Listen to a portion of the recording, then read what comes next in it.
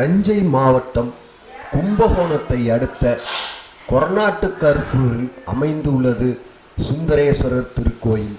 சுமார் 1000 ஆண்டு பழமை வாய்ந்த இத்திருக்கோவிலில் தனி சன்னதியுடன் அருள் பாலித்து வரும் சுந்தர மகா காளி என்கின்ற பெட்டி காளியம்மன் திருவிழா இன்று வெகு விமர்சையாக நடைபெற்றது. ஆண்டுதோறும் மற்ற கோயில்களில் நடைபெறும் திருவிழாக்களை போன்று இங்கு நடைபெறாமல் காளியம்மன் அருள் கூறிய பிறகே இங்கு திருவிழா தொடங்கப்படுவது வழக்கம். அதே போன்று காளியின் அருள் பெற்று இந்த ஆண்டு திருவிழா இன்று வெகு விமர்சையாக நடைபெற்றது. கோவிலிலிருந்து பல்லக்கில் புறப்பட்ட காளியம்மன் இரவு கோவில் திரும்பும் வரை பக்தர்கள் தோளில் சுமந்தவாறு முன்னும் பின்னுமாக சென்று உற்சாகமாக வீதி விழா காட்சி நடைபெறும்.